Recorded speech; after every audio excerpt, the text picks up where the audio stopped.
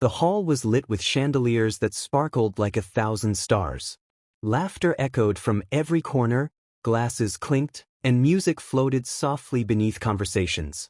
It was our 10-year high school reunion, a night many had anticipated for years, a night meant to showcase how far we'd all come. I stood at the entrance in a simple navy blue dress, clutching my purse tighter than necessary. My shoes clicked softly against the polished floor, drawing attention as I stepped in, alone. And just as expected, the laughter started. Not the warm, welcoming kind, but the mocking one. She still couldn't get a man? Wasn't she the scholarship girl? Of course, she came alone. I smiled politely, pretending not to hear them.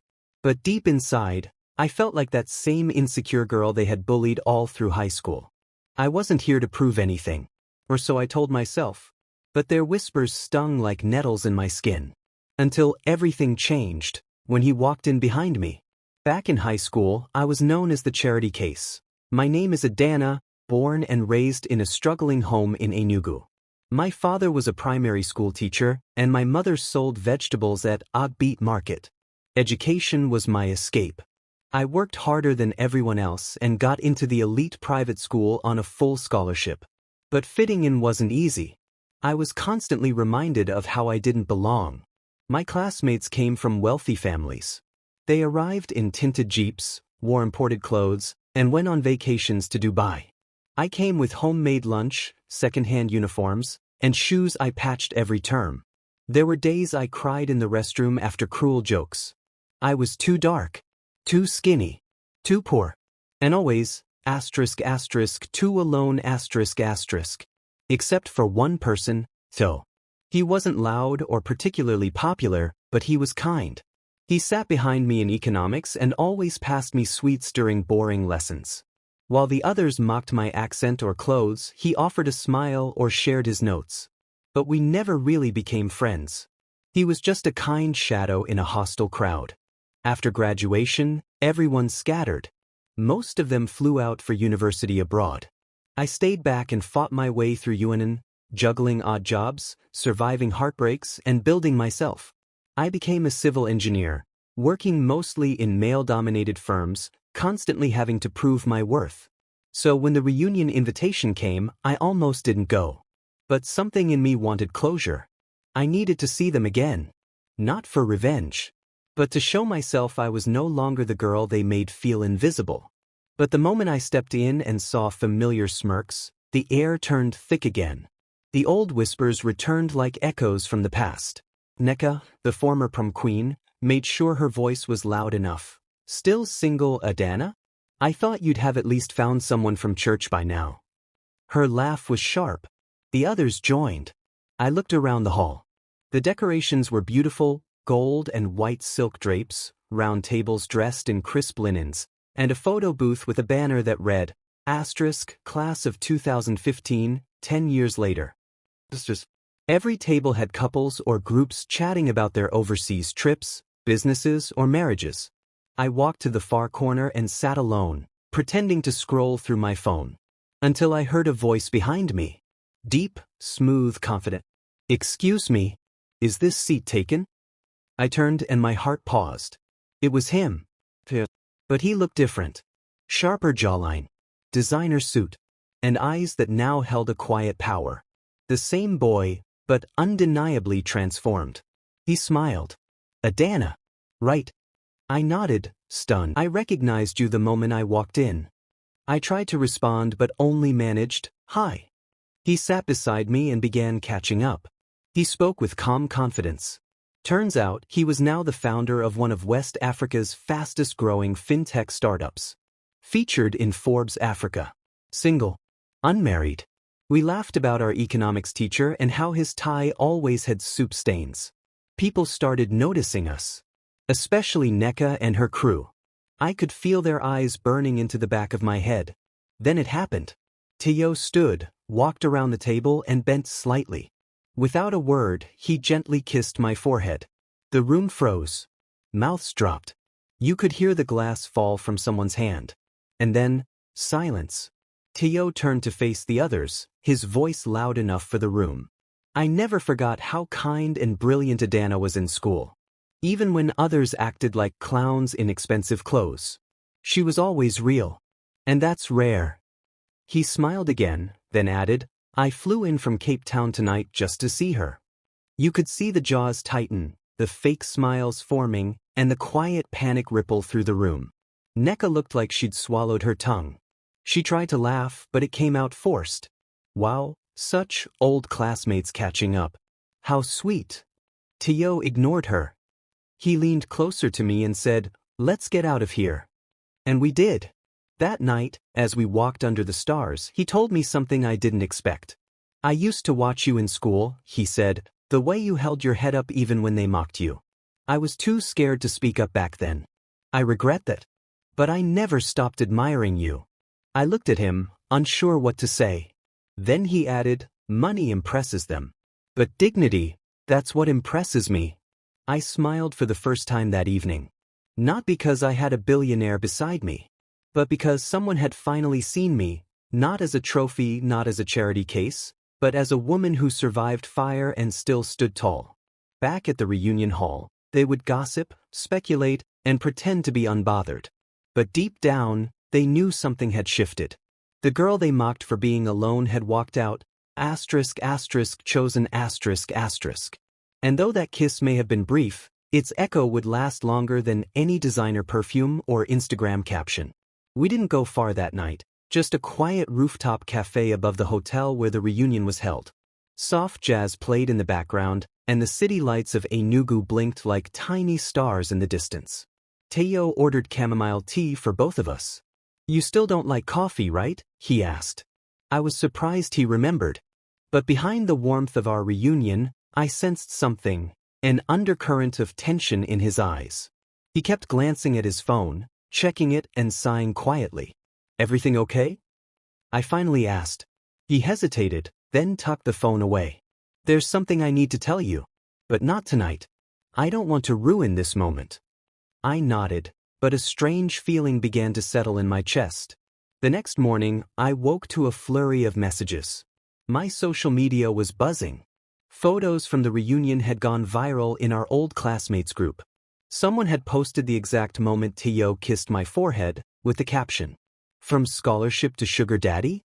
Nah wow." The comments section was vicious. Adanna always knew how to hustle. She trapped him well. Men don't just kiss random girls like that. Something day happen. I wanted to throw my phone across the room. But worse than the gossip was what followed. An anonymous message sent directly to me. You have no idea who he really is. Be careful. That afternoon, he called me. Can we talk? We met again at the same cafe. He looked tired, as if sleep had abandoned him. There's something I've kept from you, he began, eyes fixed on his untouched tea. And I can't keep it hidden anymore. He told me about his company. Yes, it was successful. But a few months back, someone from his team had embezzled funds and forged internal documents. Millions were missing. His name was still clean, for now, but investigations were ongoing.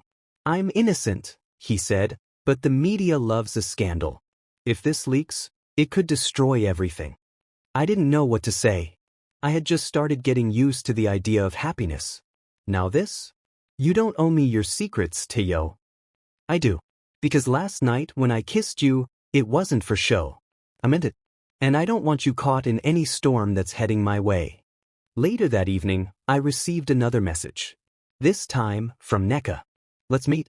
I think you deserve to know something. About Teo. I knew better than to trust her. But curiosity pushed me. We met at a boutique wine bar in Giore. Neka wore a sly smile, sipping her rose like it was holy water. You think you've won, don't you? She said, tilting her head. But let me tell you something. Teo was my boyfriend in university. For 2 years. I blinked. And? He dumped me after his first funding round. Said I was too entitled. She laughed bitterly. But here's the fun part. He didn't tell you that, did he? I don't care who he dated, I replied flatly. She leaned in. He's going down soon. The FCC is already watching. When it happens, I'll make sure everyone remembers you were standing beside him. Enjoy your 15 minutes. Twist in the shadows. That night, I went home, heart pounding. Teo hadn't lied to me, but he hadn't told me everything either. I dug into some old tech blogs and news archives. It was all there in fragments. Whispers about internal fraud, NDAs, and a pending audit. He was being watched. But one article caught my attention. It mentioned a whistleblower, anonymous. Someone who had access to internal documents. Someone close. Suddenly it clicked. Nneka. She hadn't just shown up at the reunion to taunt me. She was the leak. She was the one trying to burn him down from within. And I was now caught in the middle. It wasn't hard to confirm. One of my former classmates, now a junior reporter, sent me a message. I heard from someone in EFCC that the whistleblower handed over internal memos signed by Teo's former assistant. Guess who hired that assistant back in 2022? Nneka. She had used her brief time with him as ammunition. She had waited years. Quiet. Calculating. And now, she was feeding the flames. I had two choices. Walk away and pretend I knew nothing, or try to help the man who once made me feel visible in a world that always tried to erase me. I found him 3 days later. He was staying at a quiet resort just outside Nsukka, his lawyer's idea. His face was unshaven, and his clothes looked slept in. But his eyes still lit up when he saw me. You shouldn't be here, he said, voice low. I should. And I brought something.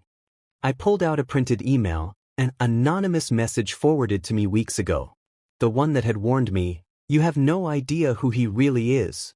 But I had traced the IP. It came from an office in Lekki. Nneka's PR firm. She set you up, I said. She used her assistant. She's the leak. Teo didn't even look surprised. Just tired. I suspected. But I couldn't prove it. And if I go after her now, it'll look like retaliation. Like I'm trying to silence a woman for speaking up. But she's not a victim, I whispered.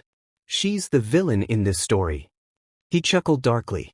And villains are always better at making noise. We sat in silence for a long while.